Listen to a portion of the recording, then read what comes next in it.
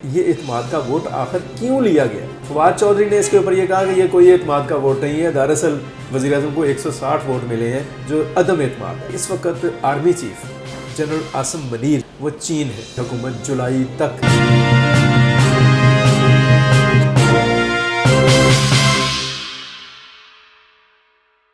السلام علیکم ویورز، اشرف سہیل آفیشیل میں آپ کو خوش آمدید۔ آج کا دن بڑا دلچسپ اور بھرپور ہے اس حوالے سے کہ صبح سے سپریم کورٹ میں جو سماعت ہوئی پورے ملک میں ایک ہی دن الیکشن کرانے کے مقدمہ کے اوپر، کیس کے اوپر، اور اس میں جو گفتگو ہوئی حکومت اور اپوزیشن کے نمائندوں کے درمیان، وکلاء کے درمیان، اٹارنی جنرل کے درمیان، اور اس کے بعد پھر پرائم منسٹر شہباز شریف کے ساتھ جو ملاقات کی اٹارنی جنرل نے اور دیگر مختلف معاملات ہوئے، وہ سارا دن ایک بڑی گرم جوشی کی فضا رہی، ایک عجیب و غریب گرم سرد رہا پورا نظام۔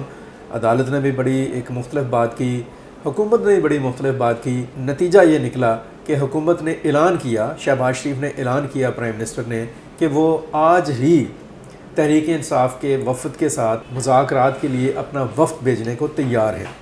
یہ ایک بڑی آمادگی تھی جو وزیر اعظم نے کی۔ اور اس کے بعد کیا ہوا؟ اس کے بعد سڈنلی چیزیں جو سی ہیں وہ مزید آگے بڑھیں۔ مثلا یہ ہوا کہ قومی اسمبلی کا اجلاس ہوا، اور قومی اسمبلی کے اجلاس میں پاکستان پیپلز پارٹی کے چیئرمین اور وفاقی وزیر خارجہ بلاول بھٹو زرداری نے ایک قرارداد پیش کی ایوان میں کہ وزیر اعظم کو اعتماد کا ووٹ لینا چاہیے۔ انہوں نے وزیر اعظم کے اعتماد کے ووٹ کے لیے قرارداد پیش کی، اور ہم نے دیکھا، سب نے دیکھا کہ سڈنلی اچانک فٹافٹ یہ ہوا کہ وہ اس قرارداد کے اوپر منظوری بھی ہو گئی اور اس پر ووٹنگ بھی ہو گئی، اور ووٹنگ میں وزیر اعظم کو اعتماد کا ووٹ مل بھی گیا۔ قومی اسمبلی میں موجود جو اراکین تھے، 180 اراکین نے پرائم منسٹر شہباز شریف کے اوپر اعتماد کا اظہار کیا۔ یہ جو اعتماد کا اظہار ہوا ہے وزیر اعظم شہباز شریف کے اوپر، یہ دراصل اس کے اندر بہت کچھ ہے، اور یہ وقت کے ساتھ ساتھ آپ کو اندازہ ہوگا کہ یہ اعتماد کا ووٹ آخر کیوں لیا گیا۔ آنے والے دنوں میں اگر کوئی نیا اکھاڑا لگتا ہے، کوئی نیا دنگل سجتا ہے، کوئی نئی کشتی ہوتی ہے، کوئی نئی ریسلنگ ہوتی ہے، تو اس میں یہ جو اعتماد کا ووٹ ہے، اس کا بہت ایک رول ہوگا، اس کا بہت کردار ہوگا اس کے اندر۔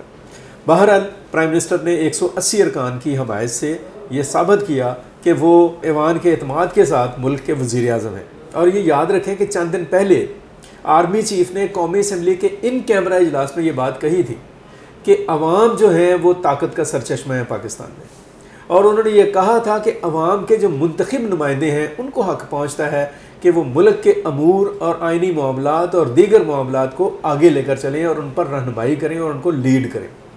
اب اس بحاف پر اگر آپ دیکھیں گے تو شہباز شریف نے ایز اے پرائم منسٹر پھر سے اعتماد کا ووٹ لیا، اور اعتماد کا ووٹ لینے کے بعد جو ان کا ڈبل لہجہ تھا، جو ان کی تقریر تھی، اس میں ایک للکار تھی، ایک یلغار تھی، اور ایک طرح کا چیلنج تھا اپنے سیاسی اور قانونی جو اپوننٹس ہیں ان کو۔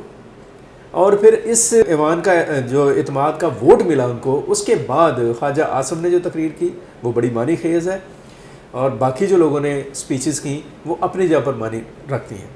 فواد چودھری نے اس کے اوپر یہ کہا کہ یہ کوئی اعتماد کا ووٹ نہیں ہے، دراصل وزیر اعظم کو 160 ووٹ ملے ہیں جو عدم اعتماد ہے۔ بہرحال یہ ایک الگ وے تھا۔ اور اس کے ساتھ ہم آگے بڑھتے ہوئے آپ کو بتاتے ہیں کہ پرائم منسٹر جون سے ہیں، انہوں نے سپریم کورٹ کی ایڈوائز پر اٹارنی جنرل کو یہ بتا دیا تھا کہ وہ اپنا وفد آج ہی بھیجیں گے مذاکرات کے لیے، پی ٹی آئی کے ساتھ مذاکرات کے لیے۔ اور آلریڈی جو سینٹ کے چیئرمین ہیں صادق سنجرانی اس معاملے میں صورت کاری کر رہے تھے۔ سو ڈیولپمنٹ یہ ہوئی، دوسری ڈیولپمنٹ یہ ہوئی، ایک اعتماد کا ووٹ، اور دوسری ڈیولپمنٹ یہ ہوئی مذاکرات کا عمل۔ اور مذاکراتی عمل کے لیے حکومت کا ایک بڑا وفد، جو حکومت نے وفد تیار کیا مذاکرات کے لیے، بھاری بھرکم وفد تھا، یوسف رضا گیلانی پر مبنی تھا، نوید قمر تھے اس میں، خواجہ سعد رفیق تھے، امین الحق تھے، اسحاق ڈار تھے، اور اس کے بعد ایاز صادق جو ایکس اسپیکر بھی رہے ہیں، کشور زہرا اور اعظم نذیر تاڑڑ۔ ان احباب پر، ان افراد پر، ان ذمہ داران پر مشتمل حکومت کے وفد نے شام کو تحریک انصاف کے وفد سے ملاقات کی۔ تحریک انصاف کا وفد بہرحال 3 ارکان پر مشتمل تھا، شاہ محمود قریشی، فواد چودھری اور بیرسٹر علی ظفر، یہ 3 لوگ تھے۔ ان کے درمیان جو ملاقات ہوئی اس ملاقات میں ایک ہی نقطے پر بات ہوئی، اور وہ نقطہ یہ تھا جو تحریک انصاف نے سامنے رکھا ایک مطالبے کی شکل میں کہ حکومت جو سی ہے یہ قومی اسمبلی کو تحلیل کرنے کا اعلان کرے، اور اس کے لیے انہوں نے جولائی کی ڈیڈ لائن دے دی۔ شاہ محمود قریشی نے کہا کہ ہمارے جو لیڈر ہیں عمران خان جو ہیں وہ یہ چاہتے ہیں کہ حکومت جولائی تک قومی اسمبلی کو ڈیزالو کرنے کا اعلان کرے۔ اگر وہ قومی اسمبلی کو ڈیزالو کرنے کا اعلان کرتے ہیں، اس پر آمادگی ظاہر کرتے ہیں، تو پھر اگلی بات ان سے کی جا سکتی ہے۔ یہ ایک بہت بڑا مطالبہ بھی ہے اور ایک ڈیولپمنٹ ہے، ایک پیش قدمی ہے ایک طرح سے۔ اگر ہم سوچیں اس کو تو یہ جو مطالبہ ہے حکومت کا کہ وہ ایک ہی دن میں الیکشن کرانا چاہتی ہے، اگر وہ اس کے اوپر تھوڑا سیریس ہے تو انہیں یہ مطالبہ مان لینا چاہیے کہ جولائی میں اگر اسمبلی ڈیزالو کر دی جاتی ہے قومی اسمبلی، اور اس کے بعد پورے ملک میں اگر اعلان کر دیا جاتا ہے الیکشنز کا، بے شک وہ اکتوبر میں اعلان کر دیں، وہ تقریباً وہی 3 مہینے بن جائیں گے، اس میں آ جائے گا 2-4 دن آگے پیچھے ہو سکتے ہیں، تو اکتوبر میں ملک کے اندر چاروں صوبائی اسمبلیوں اور قومی اسمبلی کے الیکشن کا انعقاد ہو سکتا ہے۔ لیکن مزے کی بات جو سی یہ ہے کہ ہمیں دور دور تک یہ سب کچھ ہوتا ہوا دکھائی نہیں دیتا۔ اگرچہ حکومتی وفد نے تحریک انصاف کا جو وفد ہے اس کے مطالبے کو انہوں نے کہا کہ ٹھیک ہے، آپ کا مطالبہ ہے، ہماری کوئی شرط نہیں ہے، ہم غیر مشروط طور پر آئے ہیں، آپ کے اس مطالبے کو ہم اپنے اتحادی جماعتیں ہیں ان کے سامنے رکھیں گے، اور جو وہ ہمیں پھر ایڈوائز کریں گے اس کے مطابق ہم آپ سے بات کریں گے، اور مطالبات یہ جو مذاکرات کا جو پروسیس ہے یہ کل تک ایک طرح سے اس کو ڈیلے کر دیا گیا۔ کل وہ دوبارہ سے امکان ہے کہ حکومت اور اپوزیشن اس بات پر بیٹھیں گے۔ ابھی میں آپ کو تھوڑا سا ایک منظرنامہ جو ہے وہ اور بھی دکھا دوں کہ اس وقت army chief general Asim Munir جو ان سے ہیں وہ چین ہے۔ ڈیفینیٹلی ان کا جو چین کا دورہ ہے ایسے سینسٹیو موقع کے اوپر جب ملک جو سا ہے وہ ایک مسائل کا اور ایک بحران کا شکار ہے، اس کے پیچھے بہت کچھ چھپا ہوا ہے۔ لیکن میں صرف ایک یاد دہانی کے لیے آپ کی توجہ کے لیے یہ بات بتا رہا ہوں کہ جنرل عاصم منیر اس وقت چین میں ہے۔ وہ چین کی جو فوجی قیادت ہے اور جو ظاہر ہے سیاسی جو لیڈرشپ ہے ان کے ساتھ کوئی انگیجمنٹ کر رہے ہیں، ان کی گفتگو ہو رہی ہے، مذاکرات ہو رہے ہیں، باتیں ہو رہی ہیں۔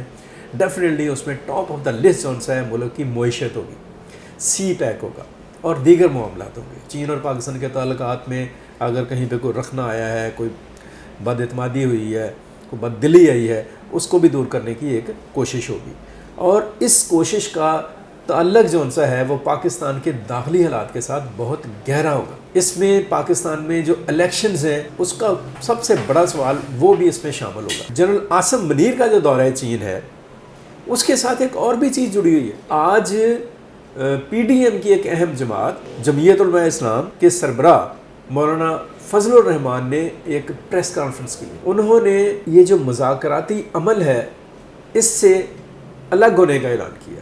انہوں نے کہا کہ اس مذاکراتی عمل میں ہم حکومت کے ساتھ شامل نہیں ہیں، ہم اس سے الگ ہیں۔ انہوں نے حکومت سے اس معاملے کے اوپر ایک الگ راستہ لیا ہے، اور اس سے بھی آگے جا کر انہوں نے پاکستان میں جو کچھ ہو رہا ہے، جو معاملات ہو رہے ہیں، جو عدلیہ میں جو کچھ ہو رہا ہے، اس کے اوپر ایک احتجاج کا بھی اعلان کیا۔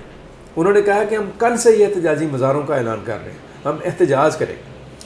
تو یہ جو ان کا احتجاج کی کال ہے اور حکومت سے الگ ہونے کا جو ان کا راستہ ہے، اور یہ جو انہوں نے فیصلہ کیا ہے، اس کے پیچھے بھی بہت کچھ چھپا ہوا ہے، اور اس کا بھی تعلق ملک میں جو سیاسی فضا ہے، ملک میں جو الیکشنز ہیں، اور ملک کا جو سیاسی مستقبل ہے اور جمہوری مستقبل ہے اور معاشی مستقبل ہے، اس کے ساتھ اس کا گہرا تعلق ہے۔ ہمیں تو بہرحال یہ جو مذاکرات ہیں ان کی جو بیل ہے وہ منڈے چڑھتی ہوئی دکھائی نہیں دیتی۔ یہ میں سوچ رہا ہوں ممکن ہے کہ کچھ بھی ہو جائے، لیکن ہمیں جو بتایا جا رہا ہے، جو ہمارے ذرائع ہیں، وہ یہ بات کہتے ہیں کہ یہ جو معاملات ہیں یہ تھوڑا ڈیلے کی طرف جائیں گے، تھوڑا تاخیر کی طرف جائیں گے۔ لیکن میں یہ سمجھتا ہوں کہ کوئی بھی ملک ہو، کوئی ریاست، معاشرہ، اگر وہاں کی جو پولیٹیکل لیڈرشپ جو سی ہے وہ بیدار مغز ہے، وہ ایک ویژن رکھتی ہے، وہ دور اندیش ہے، اس کے اندر تحمل، تدبر اور فراست کی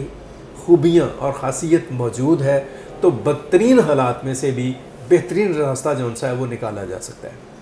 میں یہ بھی امید کرتا ہوں کہ پاکستان کے جو پولیٹیکل لیڈرشپ ہے اس کے اندر بڑی صلاحیت ہے، بہت کچھ ہو سکتا ہے، لیکن اس کے لیے بہت ضروری ہے کہ سیاسی قیادت قومی مفاد کو ون لائن ایجنڈا بنائے اور اس کے اوپر سر جوڑ کر بیٹھے۔ آج کے لیے اتنا ہی۔ مجھے عبد المقدم کامران ہاشم ظہیر کو اجازت دیجیے۔ اپنا بہت سارا خیال رکھیں، اپنے گرد و نواح کا خیال رکھیں، اپنے عزیز اقربا کا خیال رکھیں، پاکستان کے لیے سوچیں اور پاکستان کے لیے کچھ کرنے کی کوشش کرتے رہیں۔ اللہ حافظ۔ پاکستان زندہ باد۔